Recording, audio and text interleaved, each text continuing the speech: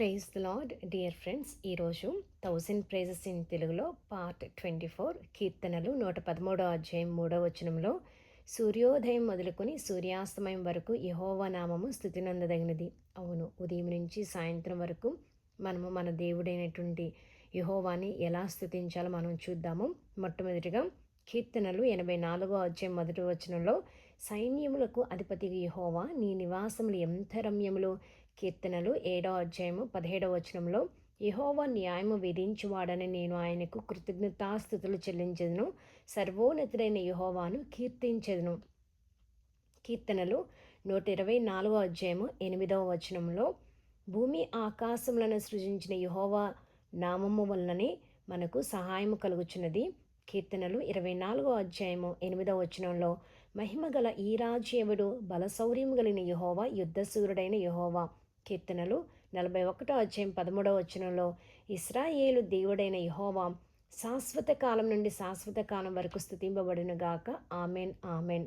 కీర్తనలు 95వ అధ్యాయం 7వ వచనంలో రండి నమస్కారం చేసి సాగిలపడదము, మనలను సృజించిన యెహోవా సన్నిధిని మోకరించదము.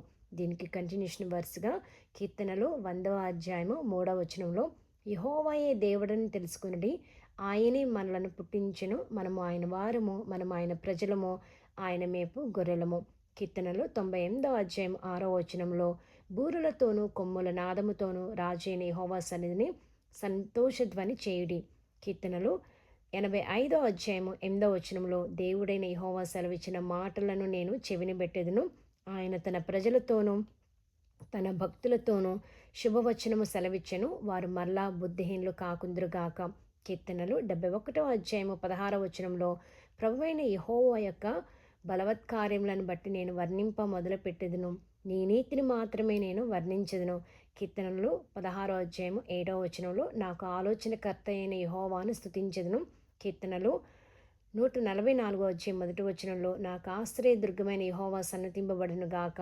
ఆయన నా చేతులకు యుద్ధమును నా వ్రేళ్లకు పోరాటమును నేర్పువాడై ఉన్నాడు. కీర్తనలు 18వ అధ్యాయం 3వ వచనంలో కీర్తనీయుడైన యెహోవాకు నేను మొరపెట్టగా ఆయన నా శత్రువుల చేతిలో నుండి నన్ను రక్షించెను. నేను ఫైనల్గా ఒక వర్స్ చదువుదాం అనుకుంటున్నాను అండి. సంఖ్యాకాండము 6వ అధ్యాయం 26వ వచనంలో అట్లు వారు ఇశ్రాయేలీల మీద నా నామమును ఉచ్చరించటం వలన నేను వారిని ఆశీర్వదించెదను. ప్రభువైన యేసుక్రీస్తునికి సమస్త మహిమ ఘనత ప్రభావం కలుగును గాక. క్రీస్తునందు మీ ప్రియ సహోదరి జయశీల ఎర్రపోతు.